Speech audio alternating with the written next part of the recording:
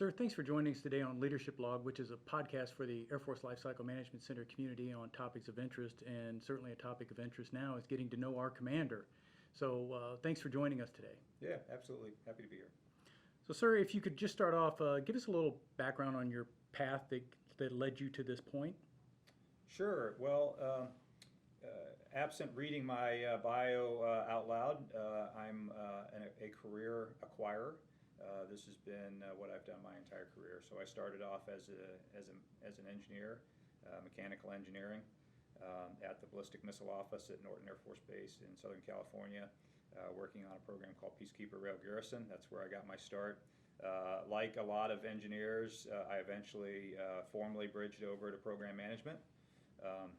I've done assignments at most every place that's part of LCMC. I think the only place I formally haven't been assigned or done a significant amount of work is probably Hanscom, which is one of the reasons I'm going there next week to make sure that I really understand the mission space. I've been here at Wright-Patterson 3 times, so I'm certainly very familiar with the mission here. I've had multiple assignments already in LCMC as the AFSAC director, initially KC-46 SPM, shortly after the center stood up, and then as the armament director, and then have spent the last couple years outside of LCMC, but doing very, very similar work inside of the Nuclear Weapons Center. So my wife and I are excited to be back at Wright-Pat and very excited to be back in LCMC.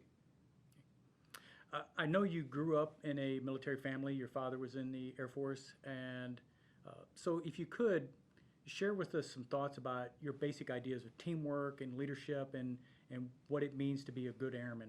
Sure, absolutely. Well, let me start with maybe teamwork, and then I'll work from there, right? So I think there's a really important aspect of teamwork, right, which is a team is more than just a gathering of people, okay?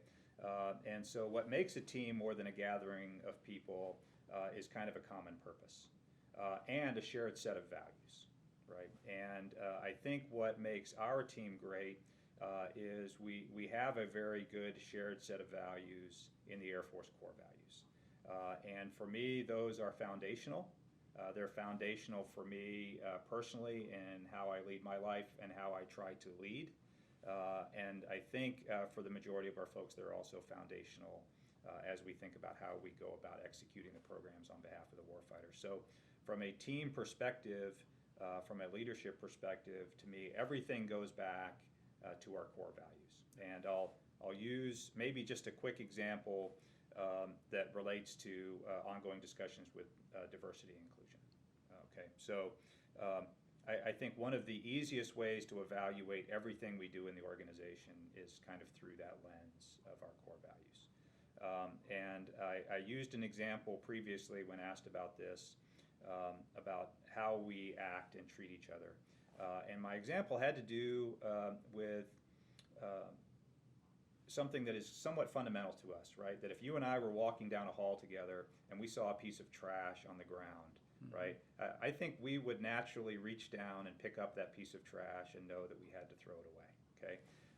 I think if you and I were walking down the hall together and we saw someone in front of us throw trash on the ground, not only would we pick it up, but we probably would have there would be an opportunity there for a mentoring moment, right?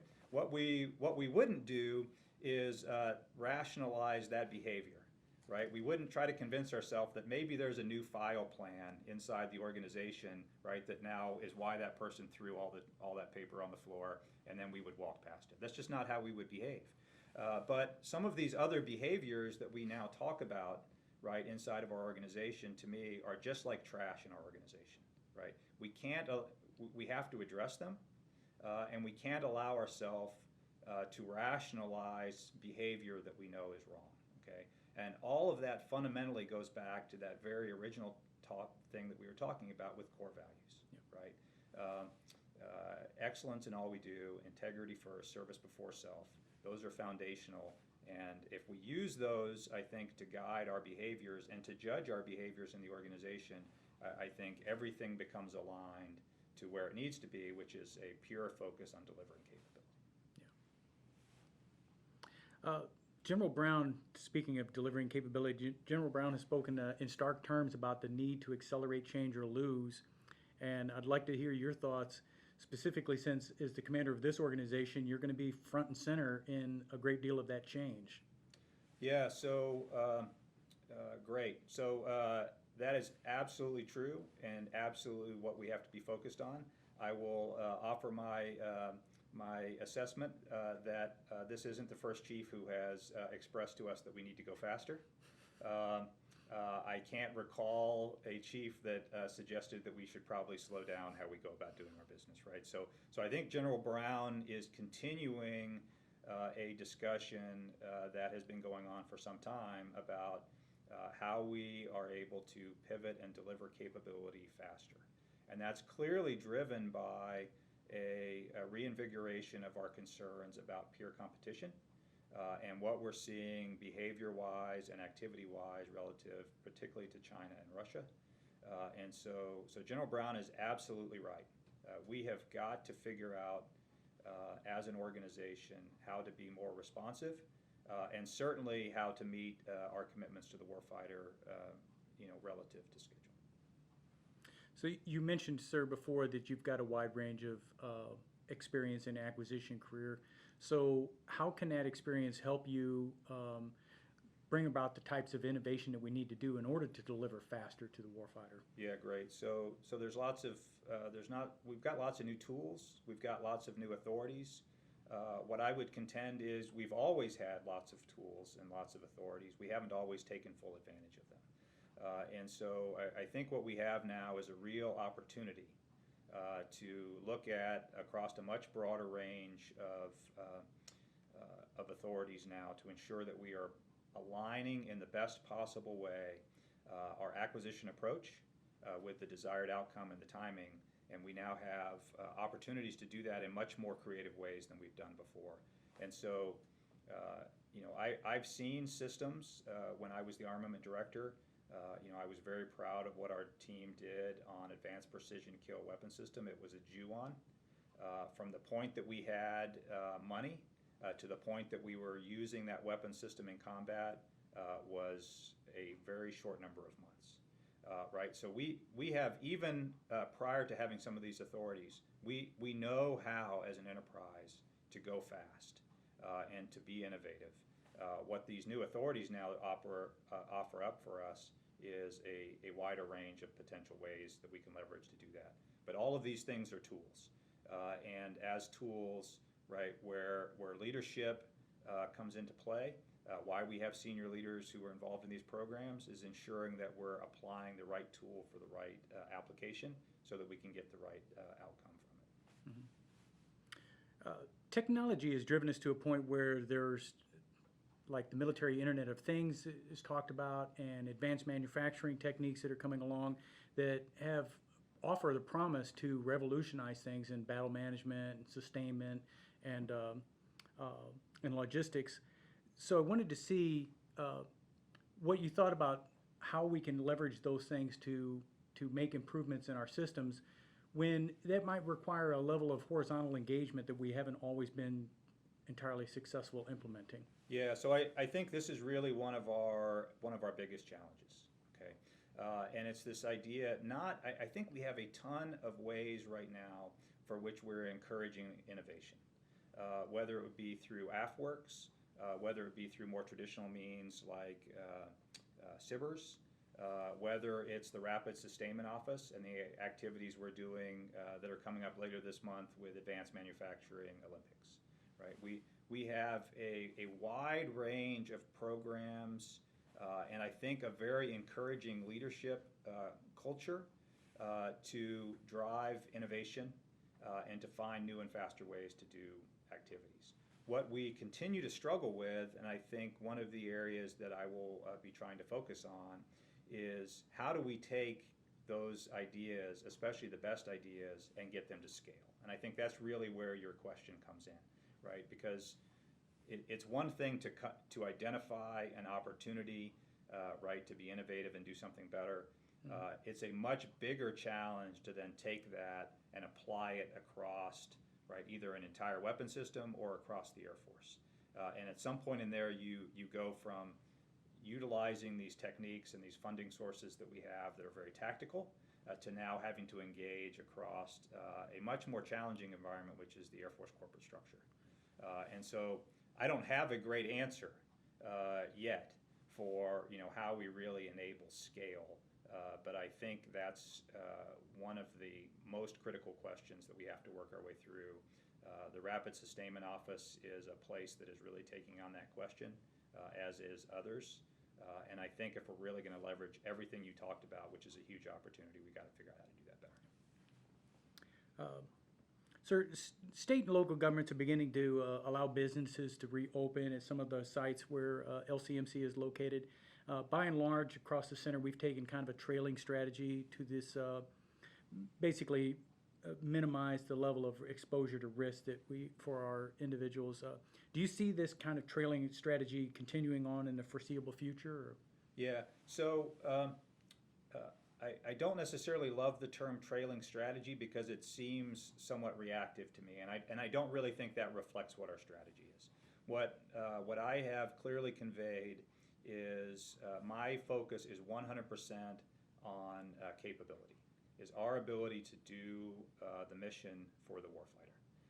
And I absolutely don't care from a location perspective where we do that from, as long as we can accomplish the mission. So I have a 0% focus on capacity, a 100% focus on capability, and I think we need to leverage what we can. Now I recognize, and my expectation is, each of the directors, each of the programs will assess how they balance the risk, inside their mission space to accomplish the work. So we were in a very initially, right? Our risk posture was different than now, as we understand, what measures we have to take with social distancing, with the wearing of masks, with sanitization, right? I think now we can adjust our risk posture to make sure that we're a little bit more mission focused. We certainly have missions that require us to physically be present on the installations, especially in a lot of our classified areas. But I have no expectations whatsoever that we will at any point bring people on to meet an artificial capacity requirement. My only expectation is that we're balancing the risk appropriately with a focus on mission and a focus on personal safety. Initially, we had problems. When we started the telework experiment, we had problems with the IT infrastructure, but the teams quickly got on board and brought new tools online.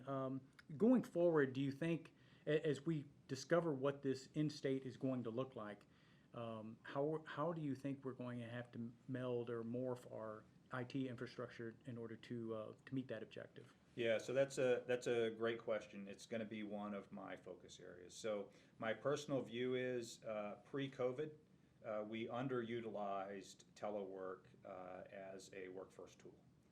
And I think there were two basic reasons for that. One is the IT infrastructure, frankly, wasn't very conducive to doing a lot of telework in a very effective way. The other was, and I think equally frankly, we had supervisors that didn't believe that telework was a very good methodology for doing work, right? And I think what COVID has done for us, at least initially, is fixed both of those things, right? We've made tremendous investments in our IT infrastructure. The Hanscom team, especially in General Schmidt's area, and a lot of the tools they have put out for us at the Air Force and the DoD level and acceptance of risk has really enhanced our ability for folks to be able to operate remotely in a way that they never could before. And they achieved that in a very rapid time frame. And I think we have also learned in our ability now to be able to execute the mission, in some cases in a 100% telework environment, and still get all of the work done, that some of those fears associated with telework maybe were a little bit unfounded. Mm-hmm. What we really need to think about now, though, is what does this look like in the future, right? What is the end state? And so one of the things that I have been engaging with the directors on is trying to understand, what do we believe this end state now looks like relative to what what use of telework we might have, how we might reposture our facilities if in fact we're going to be much heavier on telework versus an in-person. But there's a lot of things to work our way through there, right? Culture is an aspect of that, onboarding of brand new folks, training, right? There's a lot of aspects we need to work through. But we also have to make sure that whatever we do, that we maintain the right IT infrastructure to be able to support it, right? So we've got to make sure that we don't back out of a lot of the improvements that we've already made, so that we can, so whatever that posture looks like, we can operate in it successfully. So one of the, I've asked our directors kind of 3 questions that are initial focus areas for me. And one of those questions is, where are we going to work, right? And it's about how we build now. What does that infrastructure plan look like? Because I think it's different than it was pre-COVID, where we were very focused purely on office space capacity. Now I think we have an opportunity to look at something different. One of the other questions is how we do our work, right? And so you referenced AFA and you referenced the chief and the secretary. One of the other big things they talked about, along with Dr. Roper, is this pivot to digital. And so as we think about where we do our work, I think we also have to think about how we do our work, right? What are the tools necessary to be able to now operate in this new digital environment? And those 2 things may link together, right? Because the one thing that digital does require is a pipeline that's big enough to handle that flow of data, right? And so those things leverage together. And then the third question I've asked them is who, right? And this is all about the workforce of the future. What does that workforce mix look like? How do we ensure that we're doing the right training and development of folks to be able to operate now in this new environment? And so I've asked, at least initially, our directors to kind of think about those 3 questions, right? What does our workforce of the future look like? The who. How are we going to operate, from a facility perspective, the where, and then, what are the tools that we need to be successful now in this digital transformation, which is the how. So I know that some people have had issues, especially initially in the telework environment, with disconnectedness.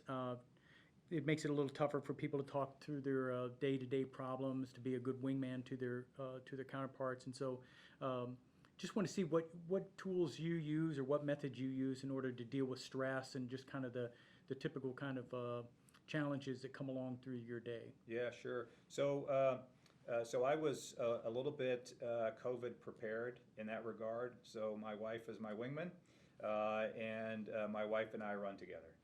And so if there's any activity that's COVID friendly, it's running outside. And so now as we get ready to go into winter, that may not be as much the case, especially here in Ohio. I may have to buy a thicker coat. But that's something that my wife and I have done ever since our children were old enough to be at home together, and so we found that to be a great mechanism for us. It turns out our jobs aren't always perfectly aligned to our personalities, so I am an introvert, and I spend all day with people. My wife is an extrovert. As a homemaker, she spends most of her day without people, or without people that can have adult conversations. And so what we found is running was perfect for us because we could go for a run, and she could talk to me as much as she wanted, and I could just quietly listen as much as I wanted. And it was a great coping mechanism for the 2 of us. And so it has turned out in COVID, that was the perfect couple activity because we've been able to continue on just as it was. So we really appreciate your time today, and we're just about at the close. I just wanted to see if there was anything else that you would like to add. No, I appreciate you doing this. I really like this format for being able to, engage with different people in the center, and I know you've been doing this for a little while. And again, just to reiterate how excited my wife and I are to be here back in LCMC, back with the team, and really excited about doing everything we can just to figure out how to make LCMC better. All right. Thank you, sir. All right, awesome. Thank you.